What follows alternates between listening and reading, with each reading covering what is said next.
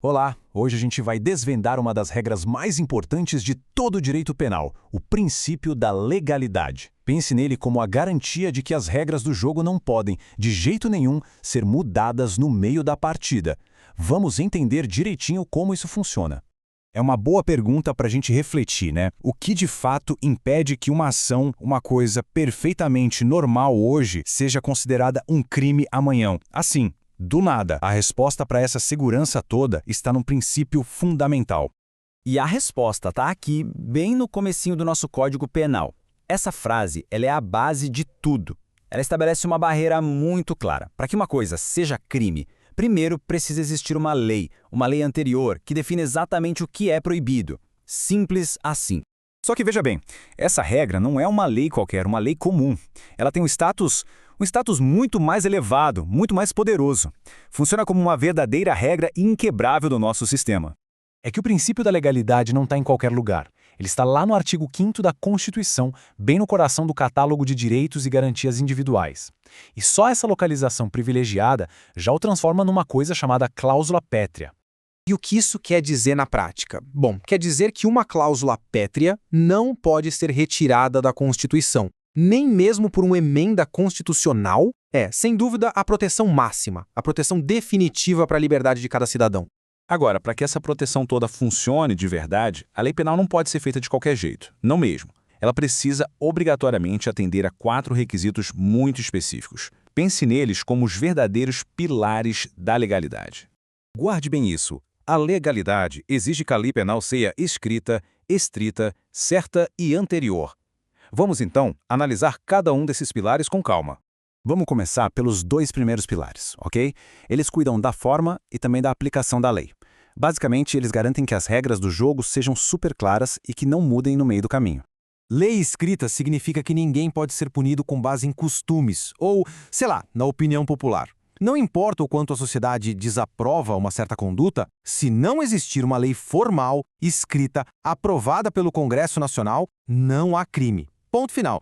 Já a exigência de uma lei estrita, isso proíbe que um juiz use a criatividade para prejudicar alguém. Ele não pode olhar para um caso que não está previsto na lei e dizer: isso aqui é parecido com aquele outro crime, então vou punir também. Isso é a tal da analogia em malam partem, a analogia para o mal, e ela é absolutamente proibida. Vamos ver 2 exemplos práticos. Para ficar bem claro, no crime de bigamia, a lei fala em contrair novo casamento. Um juiz não pode estender isso para iniciar uma união estável, entende? Porque aí ele estaria usando a analogia para prejudicar. Por outro lado, a lei isenta de pena o furto entre marido e mulher.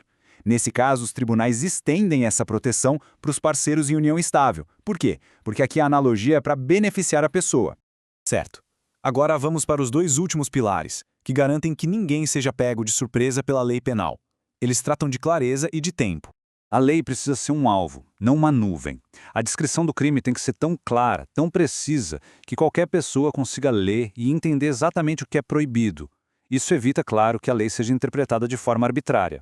E para a gente entender o perigo de uma lei vaga, olha só este exemplo histórico. Afrontar o são sentimento do povo. O que exatamente isso significa? Uma lei assim se torna uma arma perigosíssima na mão de um regime autoritário, permitindo punir qualquer um por qualquer motivo. É por isso que a certeza, a clareza é tão vital.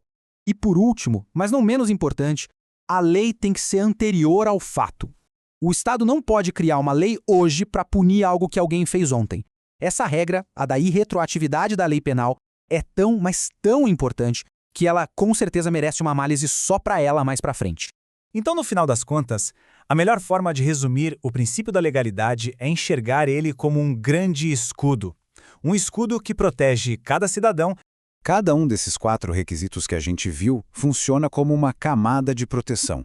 Uma proteção contra a vontade popular, contra a criatividade judicial mal intencionada, contra a arbitrariedade de leis imprecisas e, claro, contra a injustiça de se punir o passado. A legalidade, portanto, não é um detalhe técnico, longe disso. É a garantia fundamental de que o poder de punir do Estado tem limites. Limites claros e intransponíveis, que protegem a liberdade de todos nós. E para a gente encerrar, fica a reflexão. No mundo de hoje, com tantas mudanças rápidas, novas tecnologias, qual desses 4 pilares seria o mais desafiado ou talvez o mais crucial para a nossa defesa? Fica aí o pensamento. Obrigado e até a próxima análise.